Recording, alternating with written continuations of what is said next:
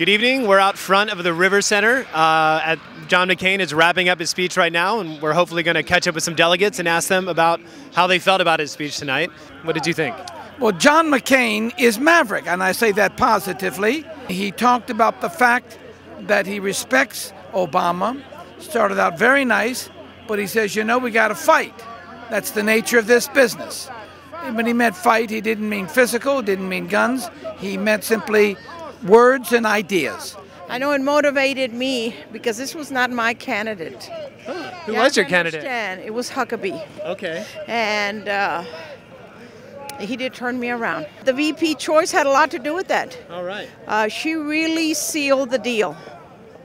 He didn't say a whole lot of definitive things, and anytime he did, it just did not seem to be the Republican stance on an issue. His speech was full of empty platitudes, and I'm almost embarrassed to be a Republican because of the response that he did get.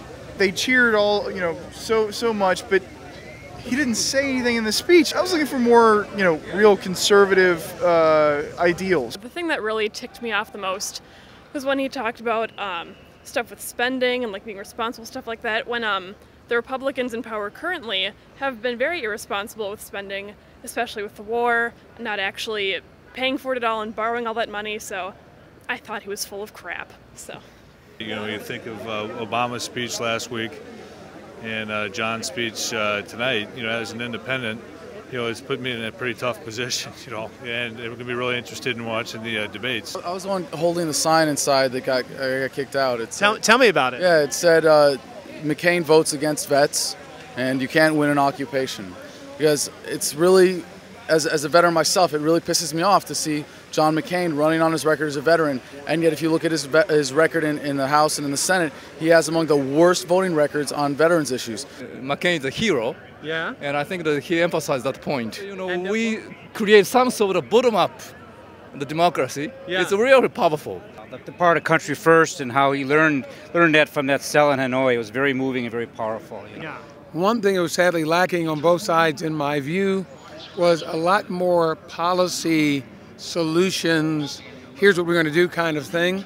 Sometimes I think the lines of distinction between the parties aren't that great. Yeah. And I'm looking for getting past this stalemate of ideology that has got a Democratic Congress right now stalemated and saying they want to throw out a Republican president. So if we flip it around, again, I'm not convinced that the answer is in partisan politics. Yeah. But the answer would be more, I think, in specific policies that address the needs and what I would call the great moral issues of the day. I'm clearly impressed by John McCain for the experience that he's been through. I think he's a very incredibly admirable man, and I think he believes strongly in really his ability to lead. I was very impressed by Cindy McCain and the work that Cindy McCain does. I think these are two very, very good people. Yeah. Does that make him the best person for president? I guess we're going to find out, huh? We will. Okay, thank you so much for chatting with us.